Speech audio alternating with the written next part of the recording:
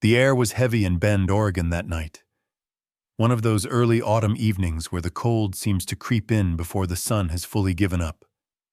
And the world outside is silent, except for the dry whisper of leaves against the sidewalk. In the modest two-story house at the end of Oak Ridge Lane, all was still, except for the quiet, halting breaths of Julia Manning. At 32, Julia had never thought she'd become so well acquainted with silence. It filled every inch of the nursery, seeping through the soft nightlights, wrapping around the pale blue crib where her daughter Emma slept, unmoving. Julia sat on a battered old rocking chair, its paint flaking at the edges from too many sleepless nights. She watched Emma, her only child, whose laughter used to echo from room to room, whose wild brown curls once bounced with each chubby step. Now the house was full of things Julia never thought she'd own. Oxygen tanks, pill bottles labeled with names she could barely pronounce, heart monitors that blinked green in the dark, their sound mercifully silent for the moment. It was a far cry from the nursery she'd imagined, decorated with whimsical forest animals and clouds, a place for bedtime stories and lullabies. She reached out, hands trembling, and gently smoothed the blanket covering Emma's tiny legs. They hadn't moved in 3 months, not a single voluntary twitch. Julia's hands lingered, her breath catching in her throat as she remembered how, not long ago, those same legs had kicked away blankets in frustration, toes curling as Emma shrieked with joy at nothing and everything. The silence in the crib now was suffocating, the room's shadows pressed in by the soft amber glow of the nightlight shaped like a sleepy bear. Down the hall, a door creaked open and clicked softly shut. Julia didn't look up. She didn't have to. She could recognize Michael's footsteps anywhere, even when they tried to be quiet. Her husband's arrival was like a stone dropped in still water. Ripples of tension spread through the house. Michael's movements were sharp tonight. Keys tossed carelessly onto the table. Shoes nudged out of the way with a little more force than necessary. He paused in the doorway, his figure framed by the muted light from the hallway, shoulders hunched in that way that made him seem both taller and smaller at the same time. For a long moment, neither spoke. Julia kept her gaze on Emma, memorizing the rise and fall of her chest, the stubborn curl of her lashes. Michael just stood there, jaw working, his hand white-knuckled around the strap of his worn leather bag.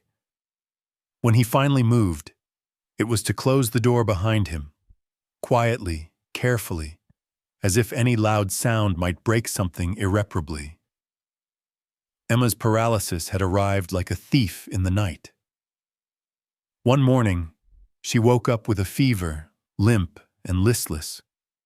By the time Julia had rushed her to the hospital, the doctors' faces had already started to shift from brisk professionalism to a kind of practiced gentleness that Julia hated. "We're not sure what's causing it," they'd said, their voices flat, offering theories and tests and more questions than answers. 3 months later, there was still no cure, no name for the illness that had stolen Emma's movement, but not her spirit. The weight of that uncertainty pressed down on Julia now, making her chest ache. She looked over at Michael, finally forcing herself to break the silence.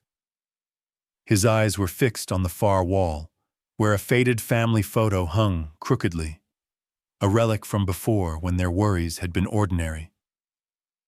The distance between them had grown in ways Julia hadn't noticed at first. Michael's late nights, the way he busied himself with work, the sharpness that crept into his voice when he finally came home. She wondered if he even saw her anymore, or if she had faded into the same background as the beeping machines and pill bottles. She wanted to reach for him, to bridge the growing gulf, but her hands stayed stubbornly in her lap.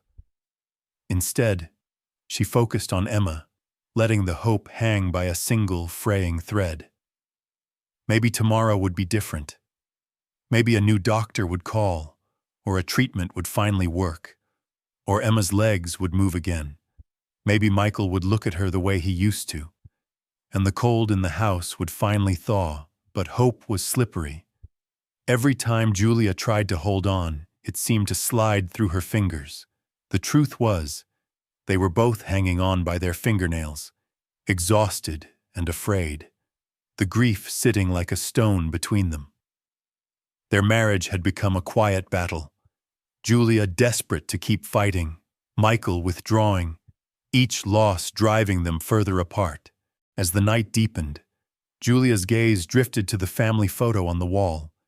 In it, Emma was laughing, mouth open wide, her arms flung around Julia's neck. Michael was grinning, caught mid-laugh, sunlight caught in his hair. It was a moment from another life, one Julia could barely believe had ever existed. She stood, crossing to the photo, and ran her fingers gently over Emma's beaming face. Her voice was barely a whisper in the darkness, a promise spoken only for herself and the little girl who might never run again. "I won't give up on you, baby. I swear it." Outside, a wind picked up, rattling the branches against the house. Inside, Julia let herself hope. Just a little, enough to get through one more night. Dawn broke gray and cold over the Manning household. The old maple in the yard shed leaves like tears, and Julia woke from a restless, dreamless sleep to the shrill beep of the medication alarm. The house felt smaller in the morning, more cluttered, every corner crowded with reminders of the life that had closed in around them. The kitchen, once bright and cheery, was now a battlefield. Dishes stacked high in the sink, sticky rings on the table, the sharp tang of antiseptic clinging to the air.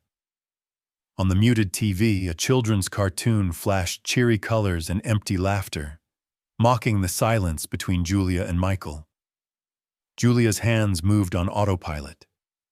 She measured out Emma's medication, mixed the formula, and set everything out on the tray with a nurse's precision. But her heart wasn't in it. She barely recognized herself in the reflection on the microwave door, hollow-eyed, her hair pulled back in a limp ponytail, the lines around her mouth deeper than ever. Still, she had a job to do. Emma waited, tiny and pale in her high chair, her eyes wide and solemn, following every movement with the patience of someone much older than her years. The morning ritual was always tense, but today something in Julia finally snapped as she carefully spooned pureed carrots into Emma's mouth. Her hands started to shake. A glob of orange landed on Emma's chin, and Julia reached to wipe it away.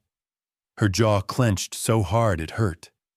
The effort of keeping everything together, of pretending, of hoping, of not screaming, became too much. A single sob escaped her. It was small at first, barely more than a hitch in her breath. But then the dam broke.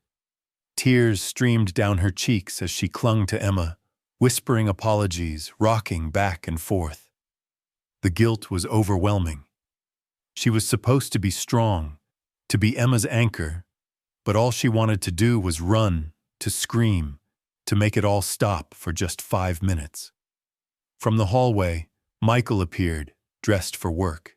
His jacket was wrinkled, his eyes rimmed with exhaustion, his movements sharp with frustration. He paused in the doorway, watching Julia fall apart, and something cold flickered across his face. Helplessness, anger, maybe fear. He said nothing. Instead, he brushed past her, grabbed his travel mug, and headed for the door. Julia's voice was hoarse. "You're not even going to say goodbye?" Michael froze, hand on the doorknob, shoulders rigid. For a second, she thought he might turn around, might offer comfort or say the words she needed to hear. Instead, he muttered, "I have a meeting," and let the door slam behind him. Outside, he climbed into his old pickup, the engine growling to life. For a moment, Michael sat perfectly still, hands gripping the steering wheel so hard his knuckles whitened. He pressed his forehead to the cool glass, breathing in ragged gulps. With a sudden, violent motion, he slammed his fist into the wheel, once, twice, until pain shot up his arm and the horn blared into the morning. The guilt was a physical thing in his chest, tightening with every failed attempt to fix things. Every night spent staring at the ceiling, counting down the hours until morning. Back inside, Julia sat at the table, Emma cradled in her arms. The cartoon on TV looped to the same cheerful song, its brightness a cruel contrast to the thick, choking despair in the room. The silence between her and Michael had grown monstrous, filled with words they no longer said, dreams they'd stopped sharing. She didn't know how much longer she could keep pretending. Each day was a copy of the one before.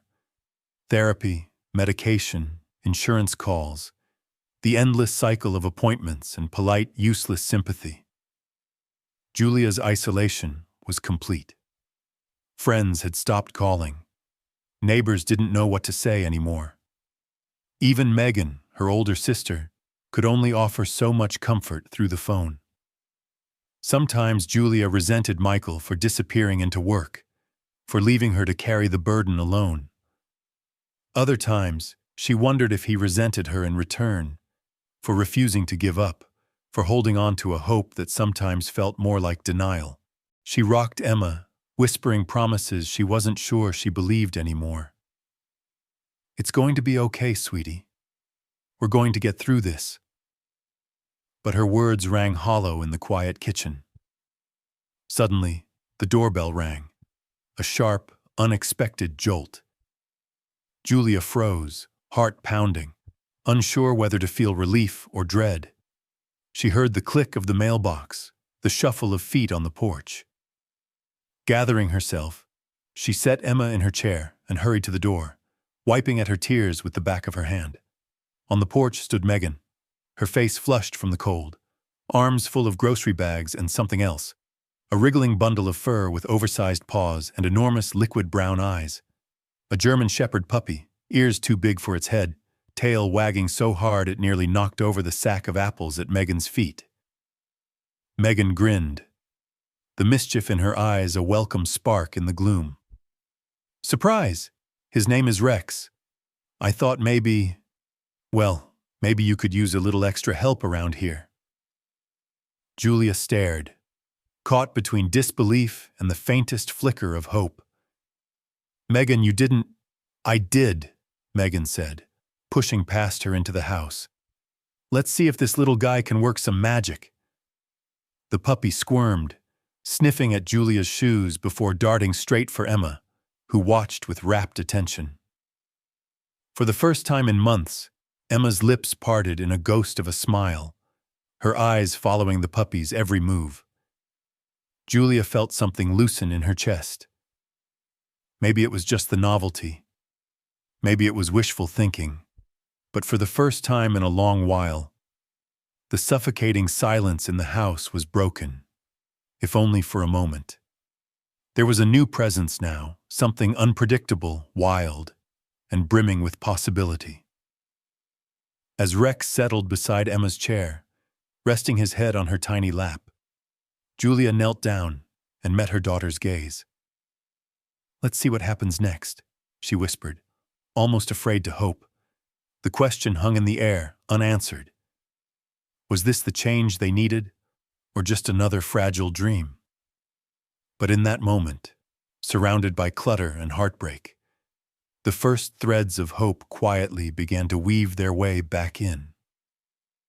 That afternoon, as pale sunlight crept across the nursery floor, a hush fell over the house, different from the suffocating silence that had haunted the Mannings for months. Now, it was a delicate, uncertain quiet, interrupted only by the soft pad of puppy paws on hardwood.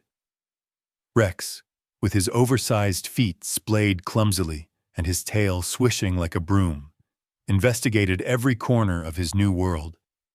Julia lingered in the doorway, arms folded tightly across her chest, watching the scene unfold with wary skepticism. The kitchen was still a mess, the TV still blared from the living room, and Emma's medical equipment still blinked and hummed. Yet, for a moment, Julia felt like a stranger in her own life, an observer rather than a mother, waiting for the next disaster, afraid to trust in anything that seemed remotely good.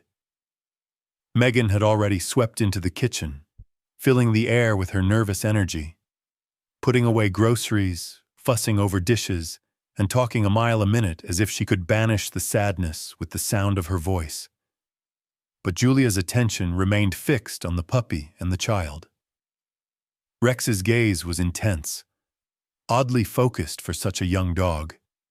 He circled the crib with a mix of curiosity and purpose, finally stopping in front of the bars. He sat, back legs splayed awkwardly, and looked directly at Emma, his big ears cocked forward and his chest rising and falling in time with hers. His presence was disarmingly calm, nothing like the frantic yapping or wild antics Julia had expected from a puppy. Instead, he simply watched, silent and steady. Emma, cradled among soft blankets and propped up by pillows, stared back. Her eyes, dulled by weeks of illness, seemed to sharpen, tracking Rex's every movement with careful fascination. Her fingers, so often limp and unresponsive, twitched ever so slightly at her side. Julia held her breath, afraid to move, afraid even to hope. It was the smallest flicker, barely noticeable, the kind of thing a mother might imagine after too many sleepless nights. But she saw it, clear as daylight. Emma's tiny pinky finger curled, just a bit, as Rex pressed his nose between the crib bars. The puppy didn't flinch. Instead, he rested his chin on the mattress and closed his eyes, as if inviting Emma into a private, wordless world where nothing was expected except presence. The room seemed to shift, the air growing lighter, the tension easing almost imperceptibly.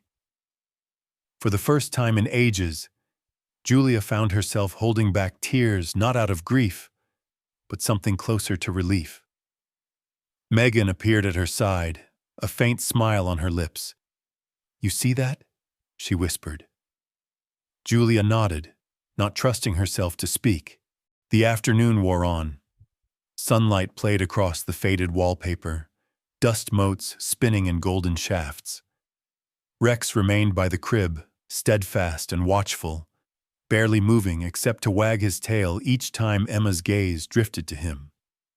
It was as if he'd decided his purpose in this world was to stay by her side, to be whatever she needed.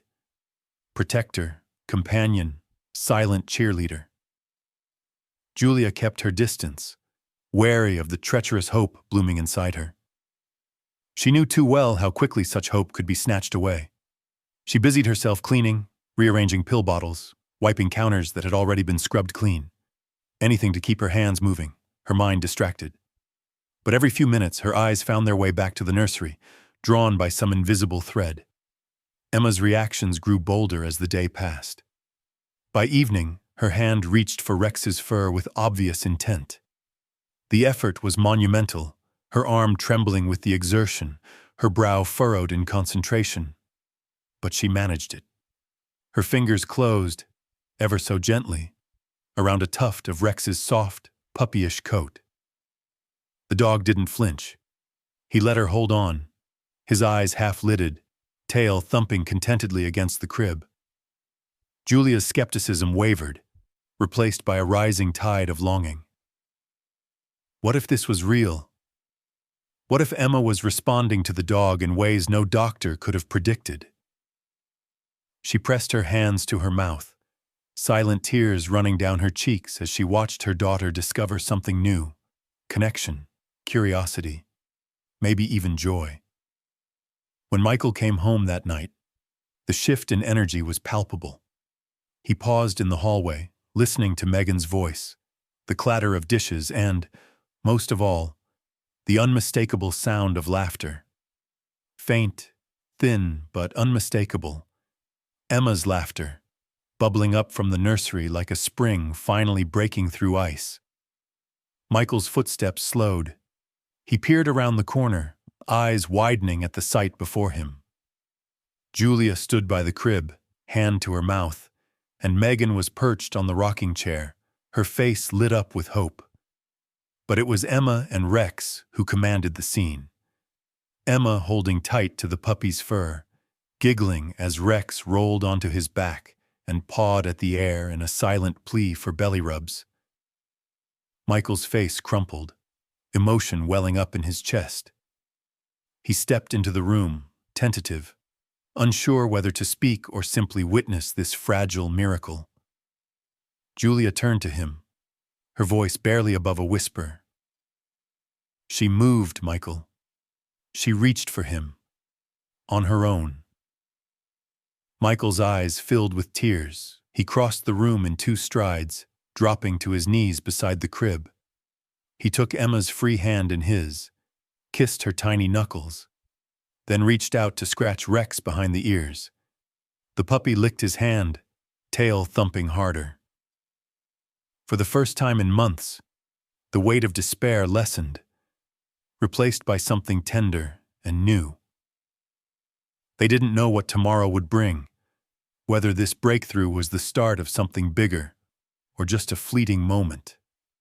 But for tonight, the Mannings allowed themselves to believe, just a little, in the power of small miracles and the healing presence of an unlikely guardian. As darkness settled and the house grew quiet again, Julia sat at Emma's bedside, journaling every detail. She wrote about the puppy's patience, Emma's smile, the way hope had tiptoed back in when no one was looking. She wrote of fear and longing, of not daring to trust the good moments, but needing them all the same.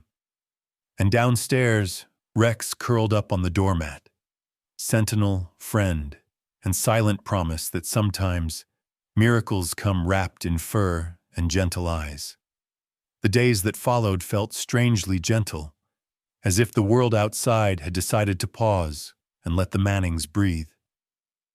Bend, Oregon, basked in golden fall light, the trees glowing copper and orange beyond the nursery window.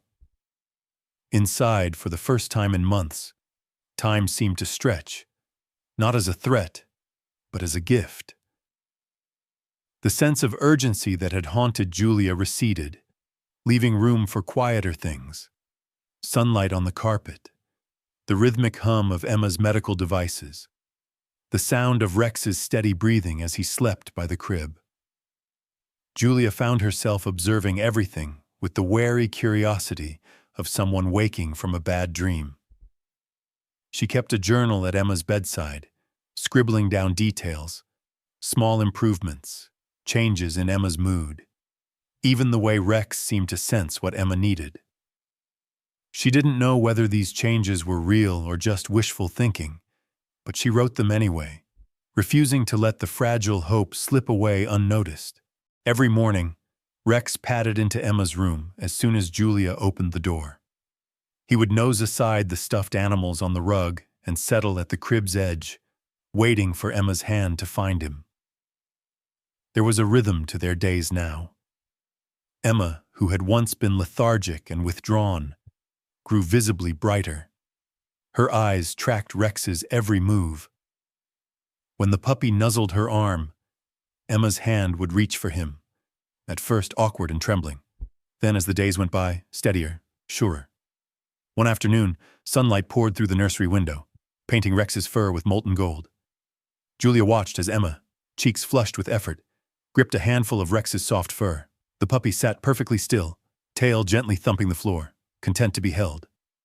When Emma finally managed to lift her hand and scratch behind his ear, Rex rewarded her with a flurry of happy licks. Julia's heart squeezed with cautious joy. For the first time since Emma's illness, her daughter's laughter echoed in the room, a delicate musical sound that made the walls seem less oppressive. Downstairs, Megan filled the kitchen with chatter and the aroma of fresh bread. She dropped by almost every afternoon now, bringing groceries, stories, and a stubborn insistence that Julia take breaks. It was Megan who first noticed the changes that Julia was afraid to name. "She's different, Jules," Megan said one evening, watching Emma and Rex from the doorway. "You can't tell me that dog isn't doing something. I've never seen Emma so alive." Julia hesitated, torn between the fear of disappointment and the hope Megan's words inspired. She wanted to believe, but part of her still braced for disaster, for another phone call with bad news, another night of unanswered prayers. Yet every time she watched Emma reach for Rex, the walls inside her softened. Even Michael noticed the change. He still worked long hours, but when he came home, he lingered in the nursery doorway instead of heading straight for the kitchen. One evening, he found Julia sitting cross-legged on the rug, watching Emma and Rex play with a tattered old toy. Emma's giggles rose and fell like music, Rex's tail sweeping the floor in wide, happy arcs. Michael crouched beside Julia, resting his chin on her shoulder, his eyes shining with the ghost of the man he used to be. "She's getting stronger," he whispered, barely daring to say it out loud.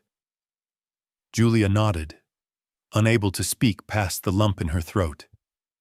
The fear was still there, shadowing every hopeful moment, but for the first time it was matched by gratitude, a fierce, aching thankfulness for the ordinary magic unfolding before them. Their marriage, battered and frayed, began to mend in small, quiet ways. Michael started making coffee for Julia in the mornings, leaving it steaming on the counter with a note. "Don't forget to eat." Sometimes they would sit together in the living room after Emma was asleep, holding hands and listening to the silence. Not the heavy silence of grief, but the lighter hush of two people relearning how to breathe together. At night, Julia let herself remember the early days of their relationship. Late-night talks, spontaneous road trips, the giddy sense of possibility. She realized how much she'd tried to control, to plan, to force happy endings. Watching Emma and Rex, she saw a different kind of hope, one that didn't depend on guarantees, only on showing up day after day, accepting both setbacks and miracles. As the week wore on, Julia became braver. She encouraged Emma to try new things, reaching for toys, gripping the crib rail, even rolling over with Rex's encouragement. Sometimes Emma would tire quickly, tears of frustration wetting her cheeks, but Rex never left her side. The puppy would nudge Emma's hand, lick away her tears, and wait until she was ready to try again. One particularly bright afternoon, Julia journaled by the window while Emma napped. Her entry that day was full of questions and wonder. Is it the dog? Is it something inside Emma waking up again? Or am I just seeing what I want to see? But her last sentence was the most honest of all. "For the first time, I'm not afraid to hope." That night, Michael returned home earlier than usual. He found Julia sitting in the dim nursery, tears glistening on her cheeks as she watched Rex lick Emma's hand. For a long moment, he simply stood beside her, their shared exhaustion and fear hanging between them. Then, quietly, Michael knelt and wrapped his arms around both Julia and Emma. They stayed that way, tangled together, Rex pressed against their legs, until Emma's eyes drifted closed and the room was quiet except for the dog's steady breathing. In those soft hours, the Mannings began to believe in something new, the possibility of healing, the power of letting go. Julia realized she didn't have to control every outcome, didn't have to be invincible. She could be tired, she could be afraid, and still, she could show up. Just like Rex. The days grew longer, filled with gentle light and tentative hope. The bond between Emma and Rex deepened, becoming the quiet heart of the household. And in that warmth, the family found themselves not just surviving, but beginning, ever so slowly, to heal. It was a Thursday night that started out much like any other. Outside, the first autumn storm in weeks rattled the windows, turning the world beyond the Mannings' porch into a watery blur of streetlights and trembling shadows. Inside, the house was warm but restless. Julia had tried to lose herself in the routine. Dinner dishes stacked, Emma's evening medicine administered, Rex fed and brushed. But something in the air felt unsettled, a hum of energy that seemed to crackle just beneath the quiet. As the hour grew late, Julia lingered in the nursery. She could hear Michael's voice through the thin wall, talking quietly on the phone with his supervisor, promising he'd finish his reports by midnight. Emma was drifting in and out of sleep, the tip of her thumb pressed against Rex's velvety ear. Her breathing deep and regular, the storm's rumble set the nightlights flickering, and Julia tucked the blankets tighter around her daughter. Her nerves wound tight as wire. Suddenly, Rex began to pace, his claws ticking urgent messages on the hardwood. His tail was low, his head bent, and he let out a soft whine that rose above the wind. Julia's heart skipped. She knelt to comfort him, but Rex ignored her touch. Instead, he circled the crib, ears pricked, eyes fixed on Emma with a kind of desperate focus. Thunder boomed, rattling the panes. The power stuttered, then died, plunging the house into a syrupy dark broken only by the dim orange glow of an emergency lantern. Julia's breath came fast.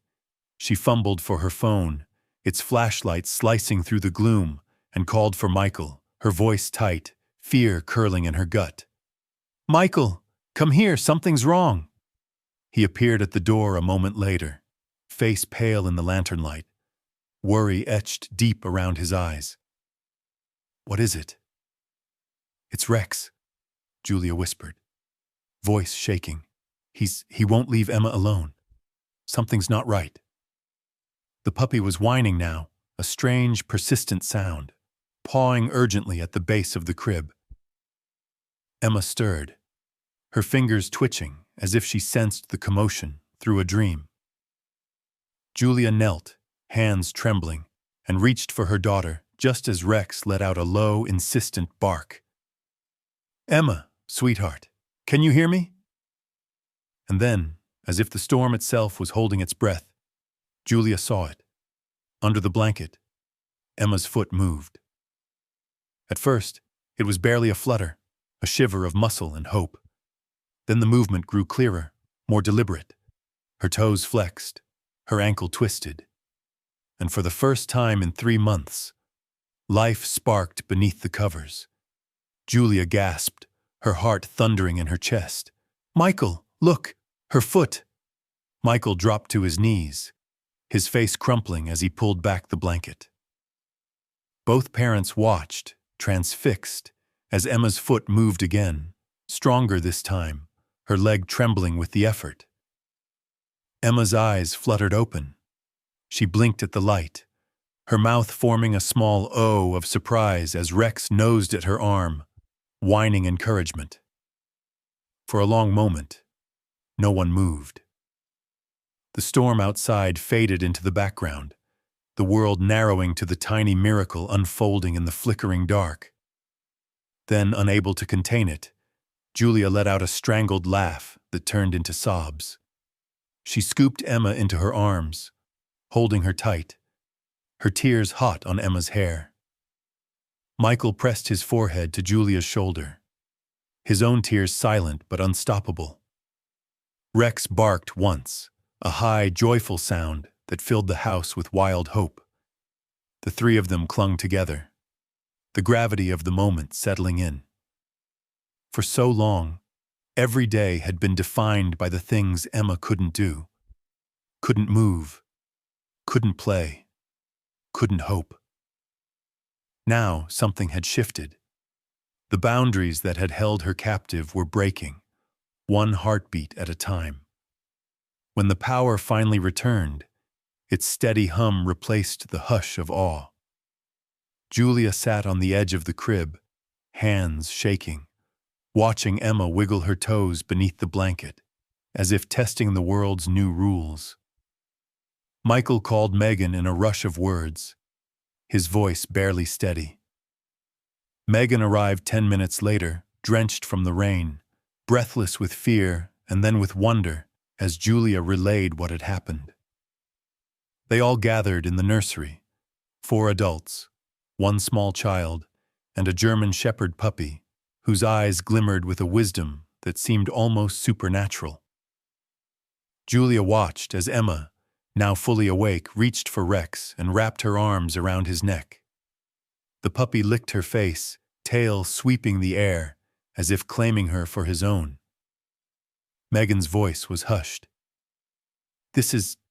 Jules, this is a miracle." Julia nodded, her eyes never leaving Emma. "I don't understand it, but I'll take it. I'll take every single moment." The hours crawled by, the storm finally rolling east, the world outside scrubbed clean. Emma, exhausted from the effort, slept deeply, her hand clutching a tuft of Rex's fur. Julia and Michael sat side by side on the nursery floor, talking in whispers, their fingers tangled, the weight of so many sleepless nights slowly lifting. They didn't have answers. Maybe it was coincidence. Maybe it was therapy, or the new medication, or some spark inside Emma that had finally flared to life. But deep down, Julia believed it was something else, something to do with the puppy who had entered their world like a gift, a healer in a storm. When morning came, the house was full of a quiet, holy light. Emma's first waking smile was for Rex, who stood guard at the foot of her bed. And for the first time since the world had turned upside down, Julia allowed herself to hope. Not just for recovery, but for all the small, ordinary miracles waiting just beyond the next door. Yet the question still lingered, haunting Julia's thoughts as she sipped her coffee in the dawn light. Was this real?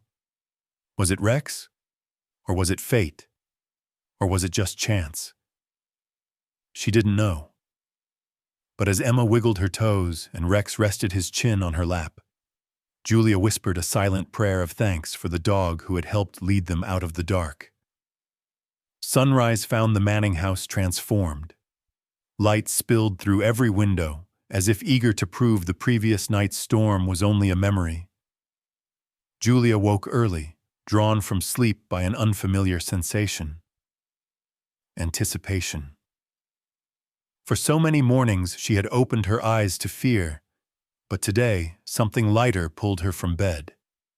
She padded down the hallway, the floorboards cold under her feet, heart beating with a nervous hope. Emma was already awake, lying on her back beneath a cascade of soft blankets, her brown curls fanned across the pillow. Rex stood guard at the foot of her bed, his head perched on his paws, eyes lifting when Julia entered. He thumped his tail once in greeting, as if to say, "Look at her, Mom. She's ready." Julia knelt beside the crib, searching Emma's face for any sign the night before had been a dream. But when she pulled back the blankets, Emma's toes wiggled in response to the morning chill. Emma giggled, the sound bubbling up pure and bright. And for a moment, Julia could only stare in disbelief. It was real. Her daughter was changing, right before her eyes. The day began with a flurry of phone calls. Michael, groggy but buoyed by cautious excitement, called Emma's pediatrician and then the physical therapist, his words tumbling out in an eager rush. Julia texted Megan, her thumbs shaking with joy. By 8 o'clock, the living room had become an impromptu therapy center, the air thick with the smell of strong coffee, hope, and the faintest trace of dog shampoo. The therapist arrived, a warm woman named Dana, her hair in a messy bun and arms full of bright toys. She knelt on the padded mat, her eyes kind but searching as she studied Emma. "Let's see what we've got, sweetheart," she said softly, coaxing Emma to grip a rainbow-colored rattle. Emma's hands closed around it, hesitant but determined. She shook the toy with effort, her face scrunched in concentration. Donna's praise was instant, gentle. "Good job, Emma. That's so strong." Julia blinked back tears. Rex sat beside Emma, posture regal and watchful, occasionally nudging her hand as if encouraging every movement.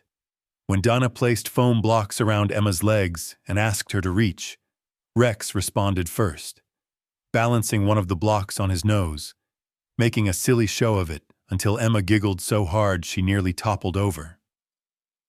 Even Michael, usually anxious and withdrawn during therapy, let out a genuine laugh. He crouched beside Emma, holding her steady as she reached with both arms, her grip strong and sure. The tension that had haunted his face for months eased as he watched his daughter, hope replacing fear one fragile piece at a time.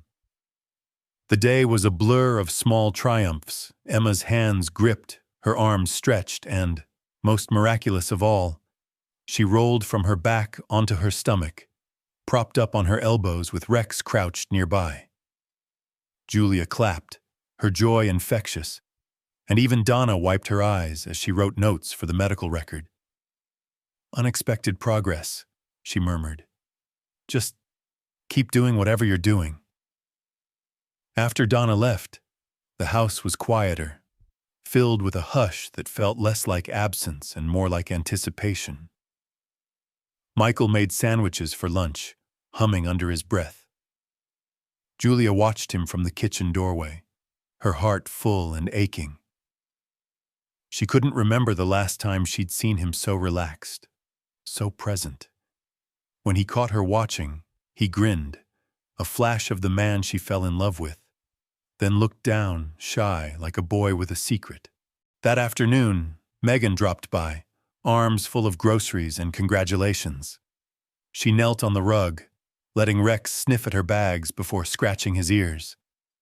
"You did good, buddy," she whispered, and the puppy leaned into her touch. Julia pulled her sister into a fierce hug, tears finally spilling over. "Thank you for bringing him, Meg. I don't know what we'd do without you." Megan squeezed back, her voice thick. "You don't have to do this alone, Jules. You never did." They all sat on the floor for a while. Emma nestled between them, Rex draped protectively at her side. Julia closed her eyes and breathed in the moment, letting gratitude anchor her to the present. But beneath the joy, Julia and Michael carried an edge of fear, too sharp to ignore. Every small step forward was a miracle, but they couldn't stop bracing for disappointment.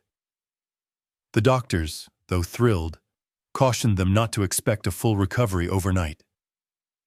Emma's progress might stall. She might lose ground. Hope was as terrifying as it was precious.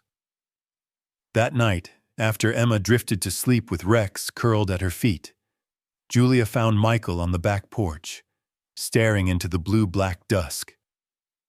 He sipped a mug of coffee, shoulders hunched against the chill. Julia joined him, pulling her sweater tighter, and they stood in companionable silence. "She's different, Mike," Julia finally whispered, "but I'm so scared it'll just go away again." Michael's hand found hers. "Me too. But for the first time, I don't feel helpless. I want to believe this will last." He looked at Julia, eyes bright in the porch light. "Let's just take it one day at a time. Together."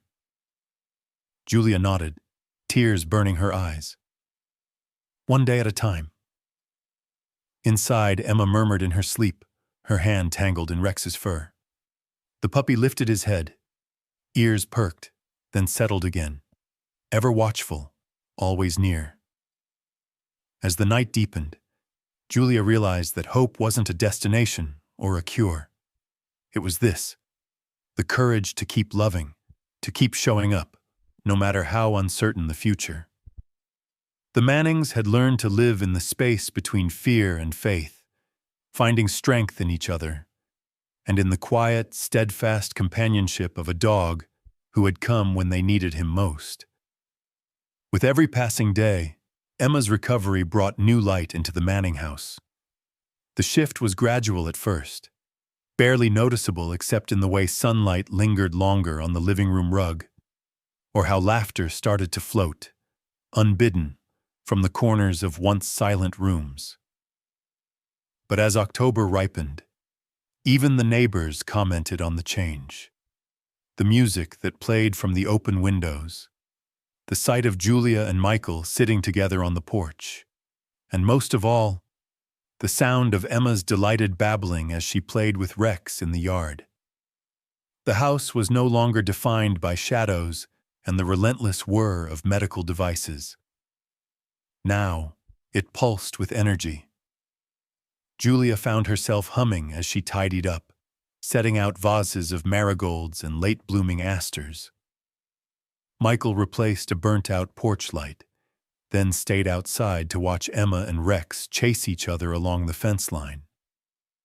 He looked younger, the weight of endless worry slowly lifting from his shoulders.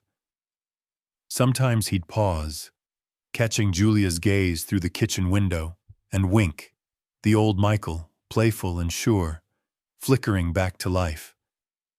Emma's therapy sessions became moments of hope rather than dread. She learned to grip toys, to roll over, to support herself for a few precious seconds before collapsing in a fit of giggles. Dana, the therapist, celebrated every achievement as if it were a gold medal, and Rex, never far from Emma's side, became her constant encourager. When Emma managed to stack 2 foam blocks together, Rex would nudge her hand or lick her cheek, tail wagging so hard that sometimes he knocked over the blocks again. Emma, undeterred, would squeal and reach to start anew. One bright Saturday morning, Julia turned on the old record player, letting warm jazz tumble through the house. As autumn leaves filled the air, Michael slipped his arms around her waist and pulled her close in the living room. For a moment, Julia hesitated, uncertain in her own home, her own body, then melted into the embrace. They swayed together, eyes closed, letting the music remind them of a time before worry had redrawn the map of their marriage. Michael kissed Julia's forehead. "I missed this. I missed us," he whispered. Julia pressed closer. "Me too. I almost forgot what it felt like to be together. To just dance." As they turned, Julia caught sight of Emma watching them from her playmat. Rex beside her, head cocked and tail wagging, Paula knelt down and opened her arms. "Come here, sweet girl." Emma responded with a new determination, pushing herself onto her hands and knees, crawling with slow, unsteady movements toward her parents. Rex shuffled backwards, almost as if he were coaching her, close enough to catch her if she wobbled, far enough to give her space to try. The whole family held their breath as Emma reached the edge of the mat, then tumbled forward, landing in a heap against Julia's knees. She burst into laughter, and Michael swooped in to gather her up, spinning her gently while Rex barked in triumph. The sense of reconnection ran deeper than laughter or dance. At night, Julia and Michael found themselves talking long after Emma was asleep. They confessed fears they'd been hiding, how each had worried the other might leave, how helpless they'd both felt, how much they missed just being together. Sometimes the conversations were heavy, but mostly they were healing, a slow stitching up of wounds that had nearly torn them apart. Julia began to notice the small ways Michael tried to make amends, folding the laundry, surprising her with her favorite coffee, learning how to adjust Emma's medical equipment so Julia could sleep a little longer in the morning. For his part, Michael found himself craving Julia's presence, seeking her out for a quiet moment in the kitchen, or a walk through the crunchy leaves of their neighborhood park. He felt a gratitude so deep it frightened him, grateful that Julia had never given up, grateful for Emma's laughter, grateful even for Rex, whose simple loyalty had become the glue that held their days together. As Emma's strength grew, so did her world. She began to babble stories to Rex, stringing together words in a sing-song that only the dog seemed to understand. Sometimes she would clap her hands, and Rex would jump up, circling her in a joyful dance of his own. Julia watched, her heart full, as Emma's confidence blossomed. She organized playdates in the backyard, inviting Megan and her kids, letting the laughter spill out under the wide, changing sky. One evening, as the sun set in a blaze of red and gold, Michael found Julia on the porch, gazing at the horizon with Rex at her feet. He sat beside her, silent for a while, then reached for her hand. "Do you ever think about how close we came to losing all of this?" he asked quietly. Julia squeezed his hand. "Every day. But I also think about how we found it again, piece by piece. I don't want to forget how lucky we are, even when things are hard." He nodded, voice thick. "I love you, Julia. I love our family. I never want to go back to the way things were before." She leaned her head on his shoulder, comforted by the solid weight of him, by the knowledge that they had chosen each other again, deliberately, bravely, against all the odds. Inside, Emma squealed with laughter as Rex tugged at a blanket, both of them tumbling together in a tangle of fur and giggles. The music played on, the lights in the house warm and inviting. The Mannings had not returned to the life they once knew. They had built something new, tender, and stronger than before. Their love had been tested, scarred, nearly lost. But together, with a little girl's laughter and a loyal dog's unwavering companionship, they had found their way home. It happened on a Tuesday, one of those ordinary, golden afternoons when everything seemed perfect on the surface. Julia had spent the morning helping Emma build a tower of brightly colored blocks in the living room, both of them laughing as Rex sent the stack tumbling with a casual flick of his tail. The air outside was crisp and sweet with the smell of burning leaves, and for a moment, Julia let herself believe that the storm had finally passed for good. But by late afternoon, something was wrong. Emma, so energetic only hours earlier, had grown pale and quiet. She lay curled on the couch, her forehead warm, her eyes glassy. Julia pressed the back of her hand to Emma's cheek and felt a surge of dread. "Not again. Please, not again." Michael arrived home just as Julia finished taking Emma's temperature. He found her hunched over, lips moving silently as she counted the seconds, fear pinching her features tight. "What is it?" he asked, voice barely more than a whisper. "Her fever's back," Julia replied, forcing the words through a throat suddenly thick with anxiety. "She says her legs feel funny, weak." Michael's face drained of color. For a moment they simply looked at each other, all the old fear rushing back. They didn't hesitate. Michael called the pediatrician while Julia packed a bag, just in case. Rex paced at Emma's side, whining softly, refusing to be shooed away even as Julia gently lifted Emma into her arms. The hospital was a blur of fluorescent lights and rushed, worried voices. Nurses ushered them into a pediatric room, the walls painted with cartoon bears and hot air balloons that only made Julia's heart ache more. Emma lay still, silent tears tracking down her cheeks, clutching Rex's ear in a white-knuckled grip. The doctors moved quickly, tests, questions, gentle hands probing for answers no one could yet give. Time became elastic, stretching into a strange and endless night. Julia sat on the edge of the narrow bed, Emma's small body cradled against her, whispering prayers into the dim blue light. Michael paced outside, then inside, helpless and angry at the world's unfairness.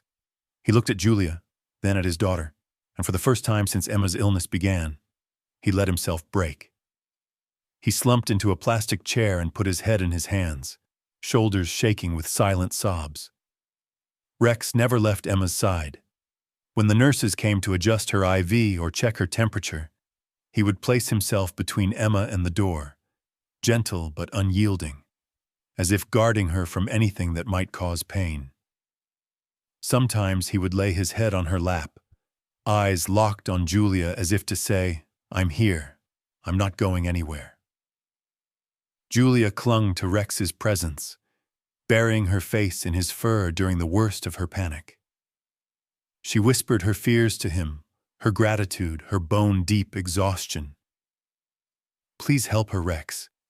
Please," she pleaded, knowing it was irrational but needing to believe in something, anything, to keep the darkness at bay. Through it all, Emma drifted in and out of sleep, murmuring for her mom, her dad, and her dog.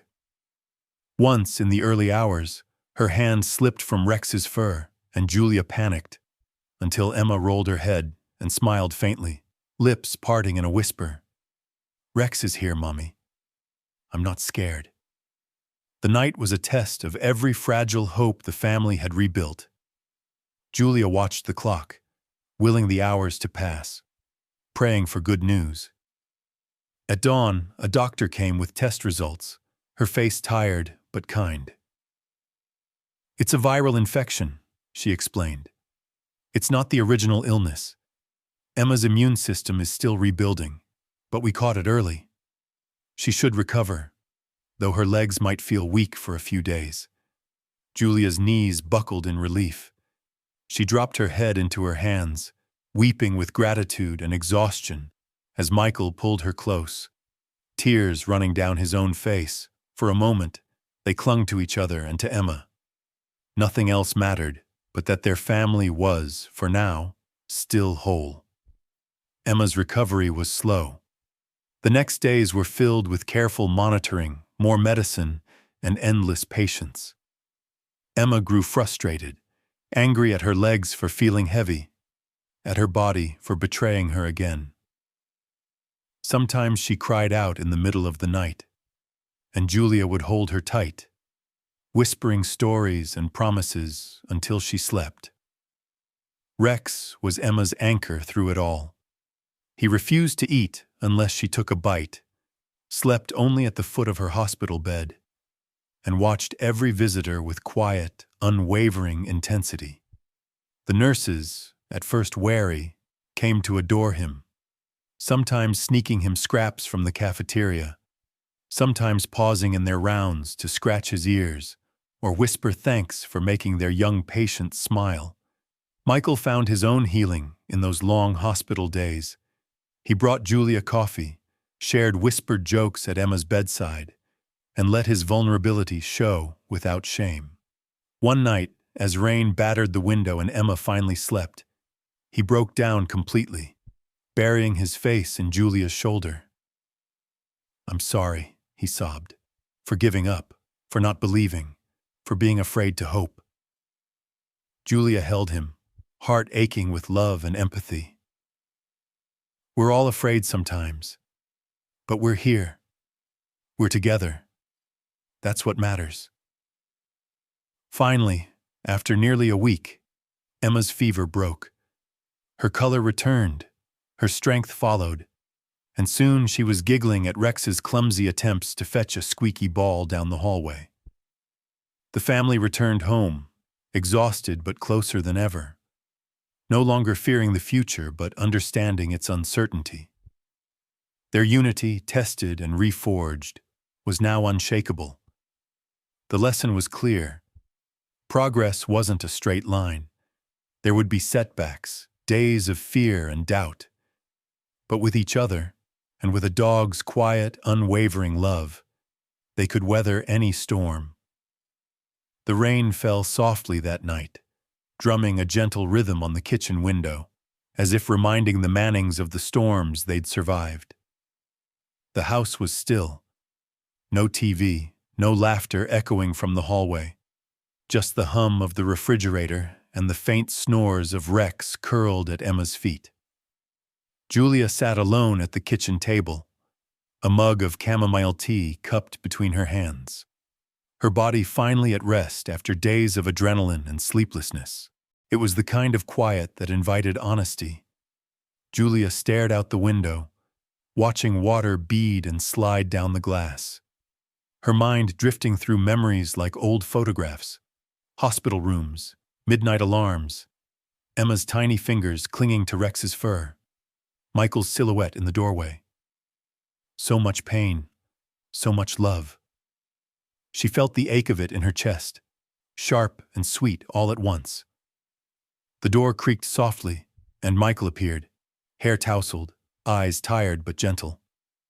He held an old family photo he'd found while cleaning up, the one where Emma, barely walking, had tumbled into Rex's lap, both of them grinning at the camera, Julia and Michael standing behind them with arms wrapped around each other. The image, faded at the edges, seemed to pulse with life in the dim kitchen light. Michael hesitated at the threshold, as if unsure whether to intrude. Julia looked up, her expression open, inviting. He crossed the room and sat beside her, setting the photo on the table between them. For a long while, neither spoke. It was enough to just be together, no performance, no pretending. Julia reached out, tracing the lines of Michael's hand with her thumb, grounding herself in the warmth of his touch. "I'm scared, Mike," she said softly, her voice trembling with vulnerability. "Not just of losing Emma, but of losing this, us, the hope that's kept me going." She looked down, blinking away tears. "Sometimes I wonder if all the fighting, all the wishing, if it's even enough." Michael was quiet, searching for words that could hold the weight of his heart. Finally, he cleared his throat. "I know I've been hiding. Work was easier than facing how helpless I felt. I thought if I stayed strong, shut it all out, maybe I could protect myself, protect you. But all it did was put more distance between us." He swallowed, voice thick. "I'm sorry, Julia, for not being here the way you needed." Julia squeezed his hand. "We both did what we could to survive, but I think healing doesn't come from just one big miracle. It's every small act of courage, letting Rex in, letting each other in, letting ourselves grieve. Maybe it's okay to not be okay all the time." Their words hovered between them, honest and raw, carving out a new space in their marriage, a space for truth, for fear, for hope. Rex, sensing the shift, lifted his head and watched them with his patient, knowing eyes. As the rain softened, Julia realized something she hadn't before. Healing had seeped into their lives not as a sudden sunrise, but like this gentle rain, steady, persistent, falling on all the broken places and urging them to grow. It had come in quiet moments, Megan dropping by with groceries, Michael making her coffee, Emma reaching for Rex's fur, the two of them sitting side by side in the hush of the night. She looked at Michael, seeing not just her husband, but her partner in survival.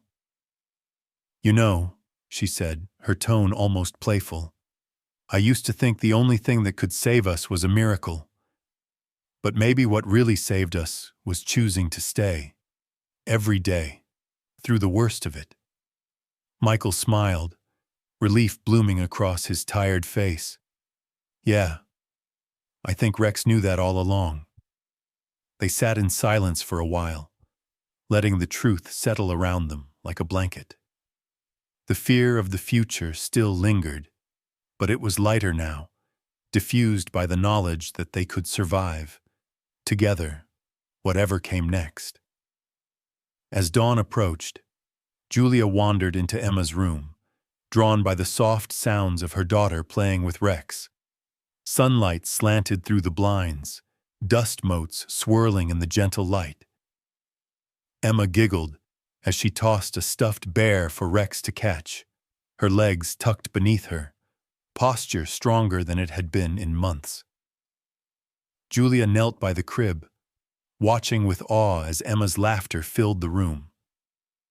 she felt a surge of gratitude, painful, beautiful, for every moment that had brought them here. She realized with sudden clarity that the most important part of their journey wasn't the return of Emma's movement, or even the miraculous role Rex had played. It was the way they'd learned to hold each other's pain, to let themselves be seen, broken, and hopeful and human. Later, over breakfast, Julia found herself narrating her thoughts to Michael. Sometimes I think what really saves us isn't a miracle cure, but just being willing to show up, to accept each other's pain, letting ourselves be loved, even when we feel unlovable. Michael nodded, placing a gentle kiss on her forehead. That's the lesson I want Emma to grow up with. That being vulnerable doesn't mean you're weak. It means you're brave enough to let someone in. In that small, sunlit kitchen, the family sat together, Julia, Michael, Emma, and Rex, sharing a meal that felt sacred for its normalcy.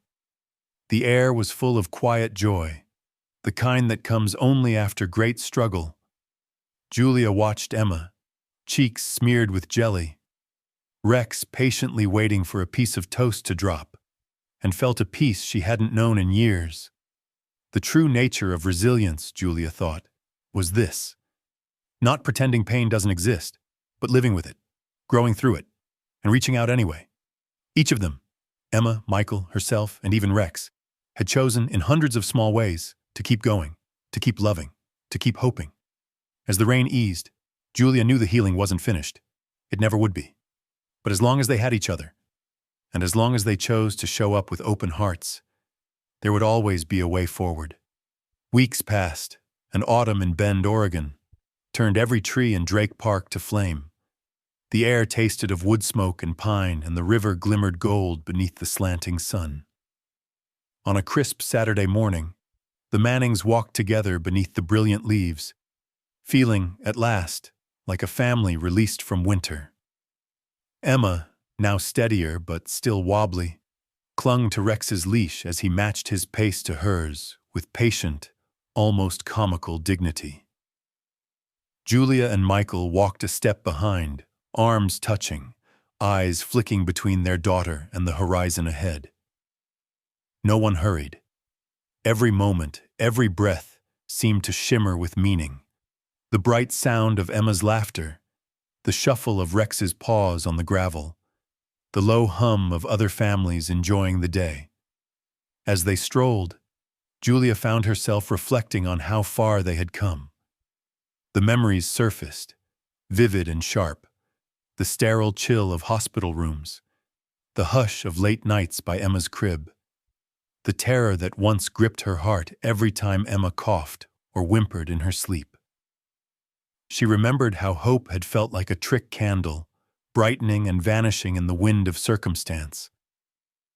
Yet, through each setback and small victory, something deeper had grown between them, a bond built not on perfect outcomes, but on the daily, deliberate act of showing up.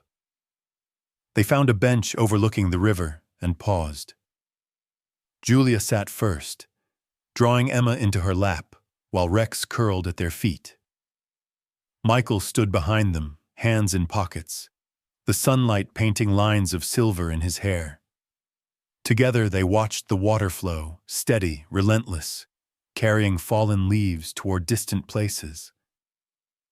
Julia spoke softly, her voice more certain than it had been in years.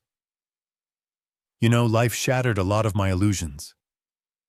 I used to think that if I just worked hard enough, planned well enough, I could protect everyone I love from pain. But it doesn't work that way, does it? Michael smiled, the sadness in his eyes tempered by gratitude. We can't control everything, Jules. All we can do is love each other through it. Emma, half listening, half dreaming, stroked Rex's head and pointed at the water. He likes the river, Mommy. Can I throw a stick? Of course, baby, Julia said, her heart swelling with pride as she watched Emma's still shaky legs navigate the slope to the riverbank. Rex followed, His ears perked, his entire body attuned to Emma's joy. Michael helped Emma choose the perfect stick. He knelt beside her, showing her how to hold it, how to wind up, and then, on the count of 3, they hurled it as far as they could into the slow-moving current. Rex bounded after it, splashing through the shallows, coming back triumphant and dripping, the stick clenched in his teeth. Emma squealed with delight, her laughter rolling across the water. Julia watched the scene, her mind painting flashes of memory. Michael reading to Emma during the darkest nights. Megan showing up with groceries and hope. Rex lying between them all on the living room floor, as if he alone could keep the shadows at bay. She realized that these ordinary acts, repeated with love and patience, had been the real miracle. Yes, Emma's recovery was extraordinary, but the bigger miracle was what happened within the family, a healing deeper than any medicine. Later, as the sun dipped low, they sat together on a blanket beneath a stand of red maples. Julia pulled her family close and, with the gentle certainty of someone who has lived through both heartbreak and healing, began to share what she had learned. True healing doesn't come from some grand solution, she said, her voice calm. It comes from connection, from presence. It's the little things, sharing breakfast, holding each other through the bad nights, letting yourself hope even when you're scared. That's what brings a family back together. Michael squeezed her hand, nodding in agreement. And it's okay to be vulnerable. That's what I finally learned. I thought I had to be strong all the time, but letting Julia in, letting Emma and even Rex see me scared or sad, that's what made us stronger. We rediscovered our partnership, our love, and our hope. Rex, as if understanding, nestled his head on Julia's knee and looked up at her with eyes full of trust and wisdom. Julia scratched his ears, tears prickling at her eyes. And Rex taught us more than I ever thought a dog could, she continued. He was patient, loyal, always present, especially on the hardest days. Animals have a way of reminding us to stay in the moment, to accept what is, and to love without conditions. His companionship was the lesson we needed most. Sometimes, just being there is the greatest gift you can give. Emma, growing sleepy, curled into Julia's lap.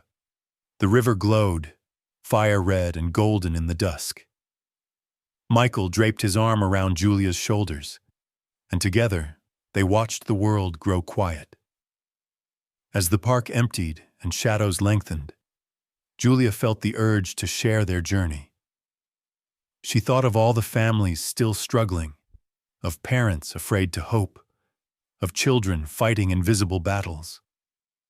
She knew what she would say if she could reach them. No life is free from pain, she would tell them.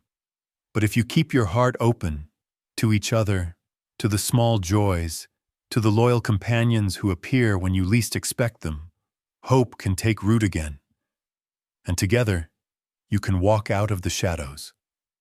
The final lesson was clear, shining through every memory, every hard-won step. Healing is not about erasing wounds, but about learning to live and love with them. The journey is never linear, never simple, but the courage to reach out, to forgive, to accept, to try again, transforms ordinary lives into stories of resilience. As the sun vanished and evening settled over Drake Park, the Mannings rose and walked home together, Emma riding high on Michael's shoulders, Rex trotting beside them, Julia at Michael's side, wiser and more grateful than ever. And as Julia glanced back at the river one last time, she sent a silent message to anyone listening, near or far. If you or someone you love is struggling, remember, you are not alone. Healing is possible. Sometimes help comes on 4 legs, sometimes in a word, sometimes in a hand held tight in the dark. Share your story, reach out, and let hope begin. If this story touched you, Please like and subscribe for more true tales of resilience and the bonds that carry us through.